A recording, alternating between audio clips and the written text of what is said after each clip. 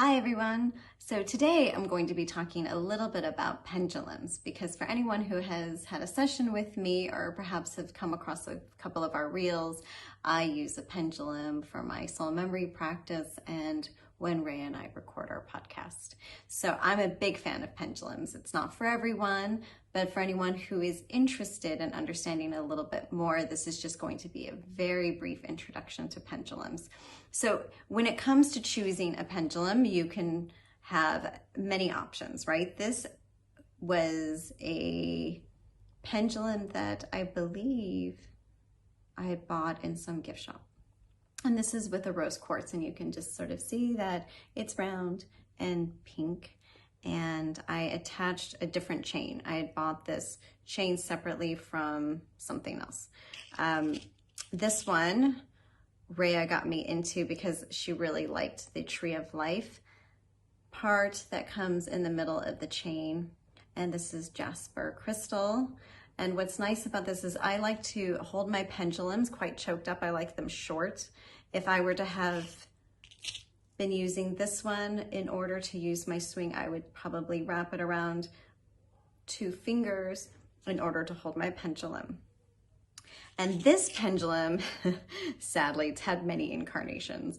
The pendulum was about this long, and over the years just kind of chipped away because I would drop it, it would fall out. It's quite lightweight. As you can see, the chain is a very small chain. It's very thin. And so I have quite a big swing on my pendulums. And as a result, if I have a real lightweight one, it'll swing a ton. And so then it just flies out of my hand.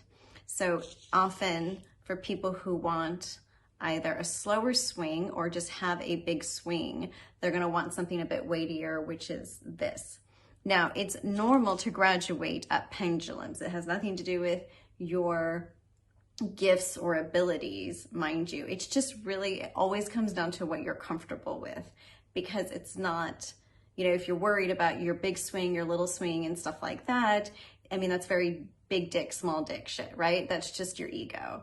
At the end of the day, pendulum use is about facilitating our connection with our guides, and that's really important. Sometimes we just want to use pendulum to ensure that we're understanding that we have complete clarity over the information that we're receiving. And for some who don't necessarily see or get visions or can sort of foresee things or hear or just know, I think pendulum is just a real wonderful way to kind of have a level of detachment, so that way we don't feel like we're pushing so hard to receive information.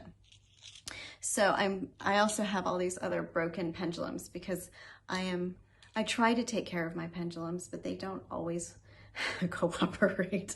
Here's a clear quartz one, and this is a smoky quartz one that also broke. You can see in the tip that that was dropped a few too many times.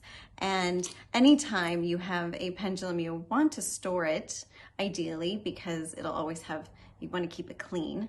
A citrine crystal. So you can see how pretty that one is. It's heart-shaped, and a citrine cleans itself. So it's great to store any of your pendulums. So I keep this one in pretty much a bowl of citrine, which I love. So when we want to understand, so if you are in a store and you walk in, you want to buy a pendulum, or you're at a market or something and you see these really pretty pendulums, you can certainly just choose one because you think it's nice and pretty. You like the chain, you like the stone, you like the shape.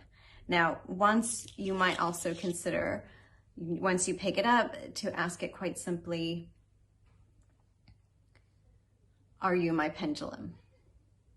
And it's a very simple thing. It's a yes or no. But if you're not familiar with pendulum, you may not know exactly which way your yes and no swing.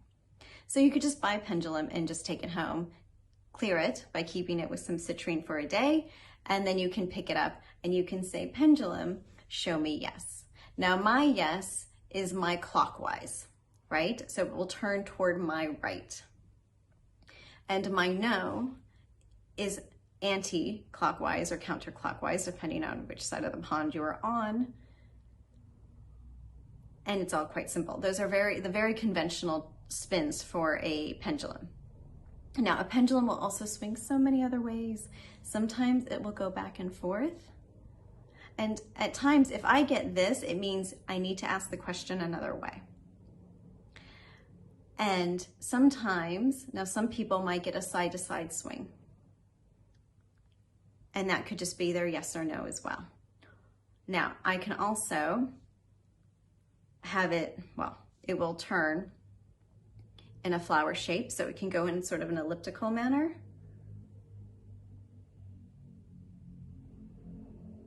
Which might be a bit difficult to see from your angle.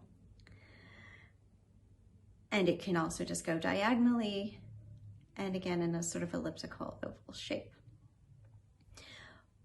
Do not worry, again, if your swing is minuscule, right?